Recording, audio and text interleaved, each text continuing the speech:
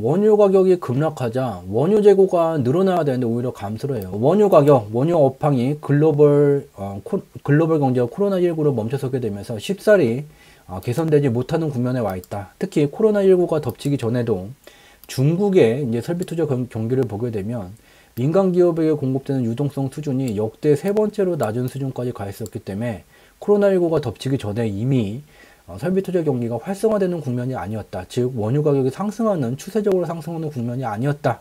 그런 상황에서 코로나19로 주요한 국가들이 멈춰서게 되니 원유 업황이 더 안 좋아지게 되고 쉽사리 개선되기는 어렵다.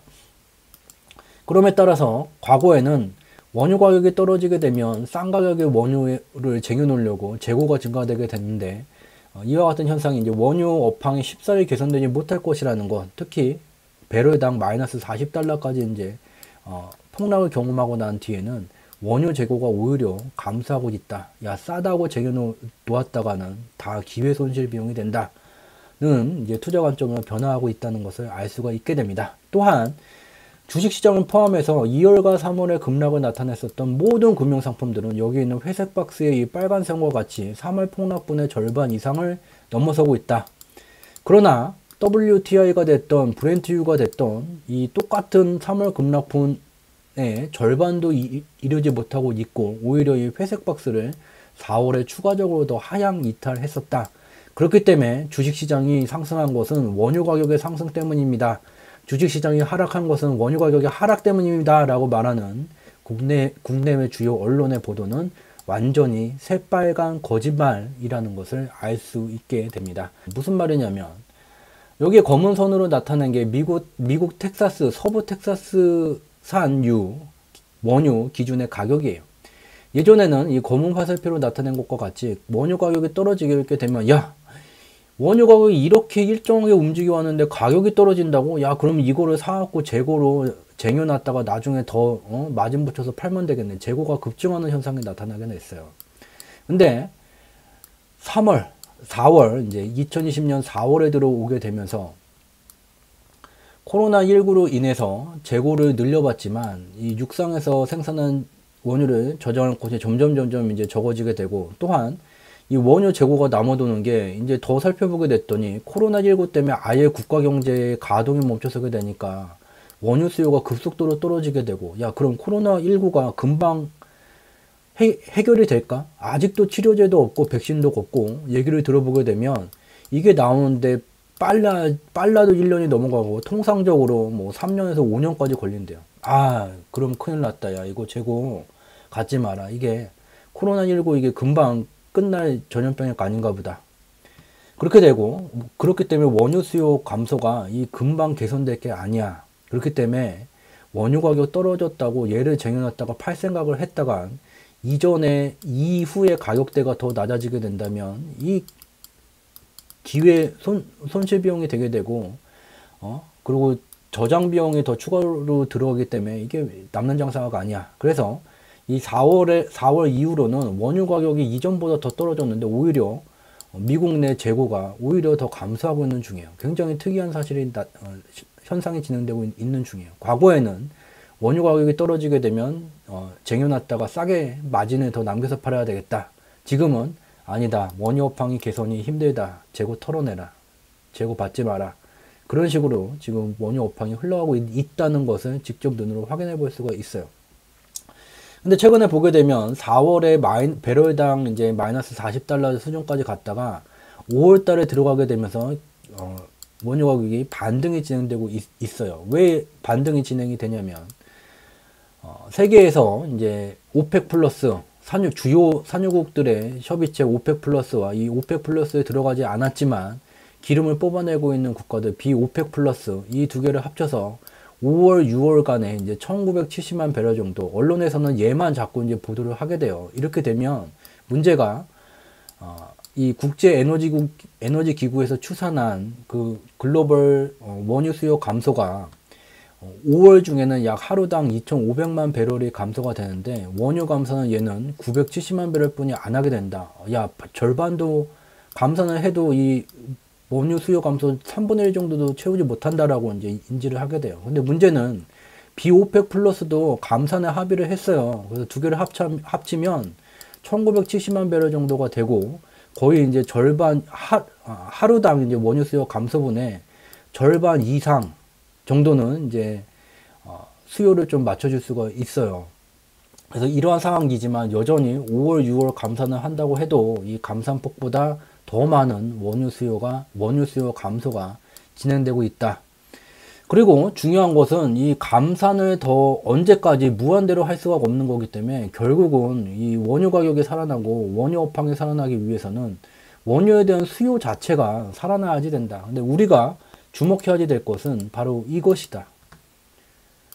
코로나19가 덮치기 전에 원유 가격이 계속해서 상승 추세 중이었냐? 아니다.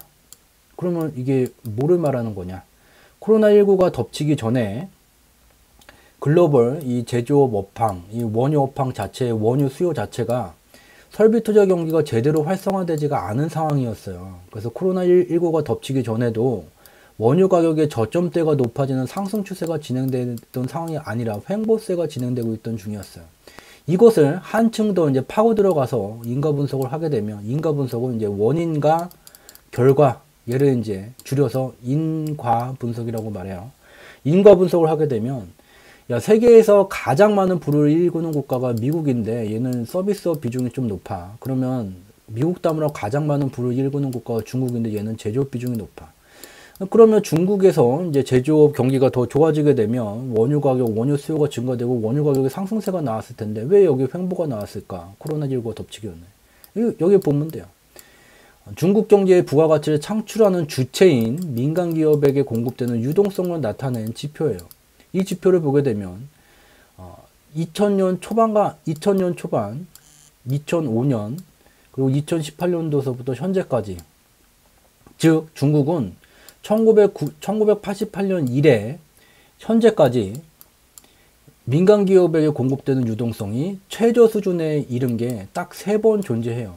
그 3번째에 계속해서 머무르고 있던 중이었어요. 여기가 바로 이러한 이유로 원유 가격이 코로나19가 덮치기 전에 상승 추세를 만들지 못하고 횡보세를 나타나게 됐다는 것을 알 수 있게 돼요. 즉 정리하면 코로나19가 덮치기 전에 원유에 대한 수요가 계속해서 증가되는 국면이 아니었어요. 중국만 보더라도 설비 투자 경기가 이전에 하한 수준 정도에서 머물고 있었던, 활성화되지가 못했었던 그런 상황이에요.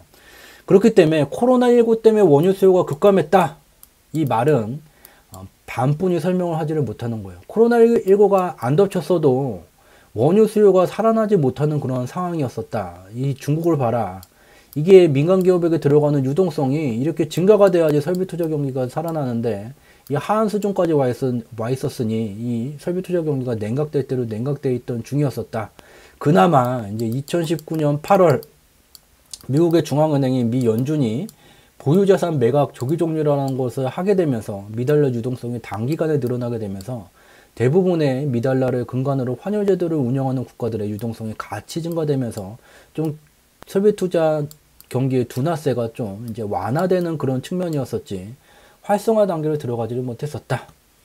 그렇기 때문에 이 원유 업황 개선이라는 것이 코로나19 전에도 계속해서 이제 제대로 진행이 못했었던 상황이기 때문에 코로나19 국면까지 이제 겹치게 됐으니 쉽사리 개선되기는 힘들다라는 것을 어렵지 않게 인지할 수가 있게 돼요. 그리고 이제 참고를 해야 될 것이 바로 이 회색 박스예요. 회색 박스가 뭐냐면 대부분의 국가의 이제 주식 시장을 포함해서 2월과 3월에 급락을 나타냈었던 금융상품들 대부분들은 여기 보는 것과 같이 3월 20일 미국의 선물 옵션 만기일 이후에 국가를 불문하고 금융상품을 불문하고 급락을 나타냈었던 것은 다 반등 국면이 진행되고 있는 중이고, 미국의 다우존스 주식시장은 3월 급락폭의 절반 수준을 이미 넘어서 요 패턴을 넘어서 이 패턴 만들어지고 있는 중이죠. 넘어서 이 상승이 진행되고 있는 중이다. 대부분의 상품은 반등 국면이 이와 같이 진행 중이다. 그러면 우리가 봐야 되는 것은 원유 가격이에요. 아직도 국내의 언론들은 오늘만 해도 원유 가격이 상승했기 때문에 주식시장이 상승했습니다 라는 말을 서슴없이 해요. 앞서 살펴봤었던 회색 박스 WTI 그대로 갖고 왔어요. 3월 급락폭 절반은 여기에요. 얘는 아예 회색 박스를 이탈했어요. 자체 업황 때문에, 원유 업황 때문에 얘를 이탈했다가 이 절반 수준에도 올라오지 못했어요. 대부분의 금융상품들은 이 절반 수준은 이미 다 회복하고도 남았어요. 이러함에도 불구하고 WTI가 가격이 상승했기 때문에 원유가 주식시장이 상승했다? 이 그림을 보게 되면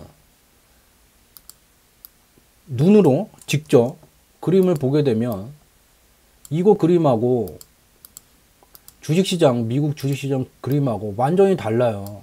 완전히 다른데 이 주식시장하고 같이 움직이는 금융상품을 갖고서는 주식시장의 상승을 설명하는 게 아니라 이 완전히 주식시장하고 다른 패턴으로 가고 있는 얘를 갖고 얘가 올랐으니까 주식시장 올랐습니다.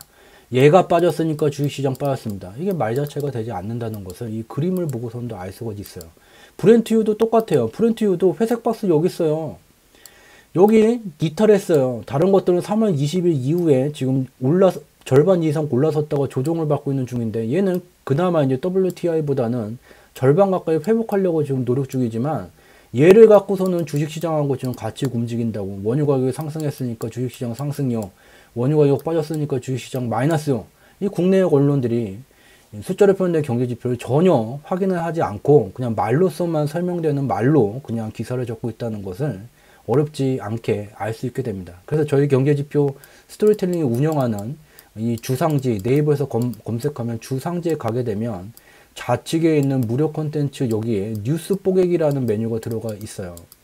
우리가 접하는 대부분의 뉴스는 언젠가서부터 객관적인 언론의 공정성, 진실을 100% 보도하는 기사가 제 경험의 법칙상 여태까지 한 개도 존재하지를 않아요. 숫자로 표현된 경제지표의 인가 분석 체계로 일일이 뉴스에 나와 있는 현상들을 다 분석을 하게 되면 대부분이 참인 경우는 51%의 참에다가 49%의 거짓이 섞였거나 거짓인 경우는 49%의 진실에 51% 거짓이 섞인 경우가 많아요. 그렇기 때문에 시카고 대학의 졸업식에서 강조하는 것이 인생을 살아가면서 경험하면서 터득해야 되는 것들이 많다. 그 중에서 가장 중요한 것은 참과 거짓을 구분할 줄 아는 능력이다. 바로 참과 거짓을 구분할 줄 아는 능력이라는 것은 학력 또는 경력 또는 인맥과 같은 것으로 만들어지지가 않고 바로 이와 같이 숫자로 표현된 경제지표의 인가 분석을 통해서 더 적확하게 참과 거짓을 구분할 수 있다는 점을 말씀드리도록 하겠습니다.